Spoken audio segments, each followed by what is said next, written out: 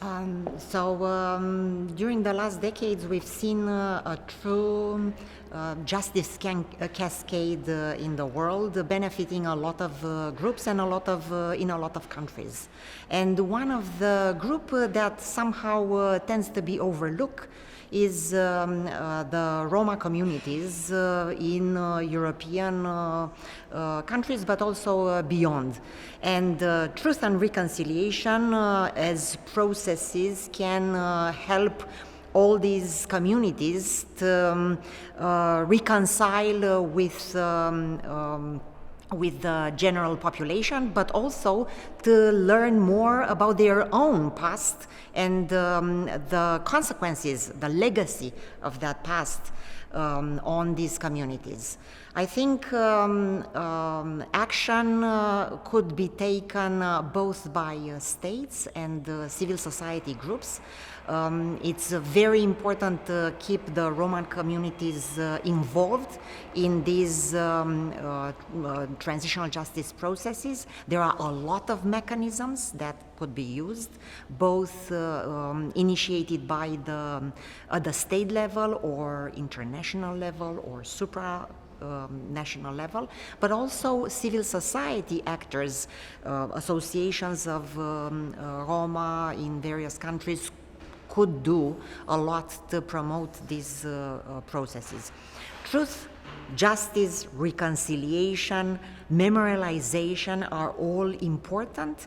I think we should understand that none of these mechanisms, if adopted by itself, in isolation, would do the trick, would satisfy all victims, would look at all the past human rights abuses that were perpetrated by various actors. So a combination of action at the state level, at the civil society level, I think would do well, would serve better the interests of the Roma community. Of course, as any transitional justice process, there are limitations of financial limitations. The states must do the usual business of government, and they have only so much attention to give to transitional justice programs.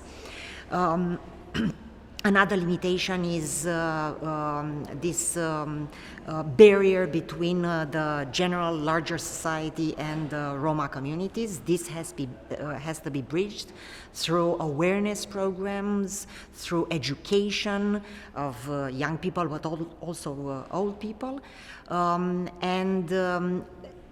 This is why I believe that a larger array of or selection of transitional justice mechanisms would be optimal in this case.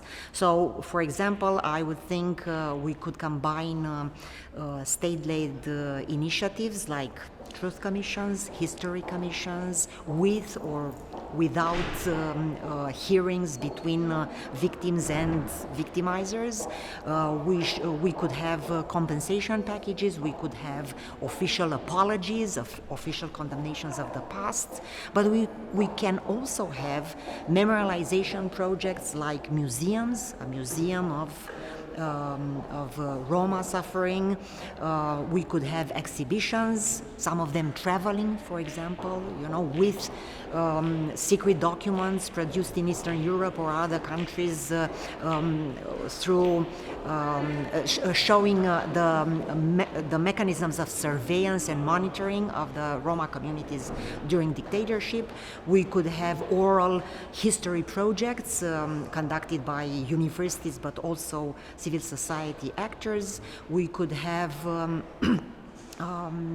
education processes that would see the history or elements of the Roma history included in history textbooks at pre-university level or university level. So I think all of these are very important and could bring if a combination of mechanisms is used, truth, justice, reconciliation, and guarantees of non-repetition, that all these violations, are in the past and will not reoccur in the future. Thank you.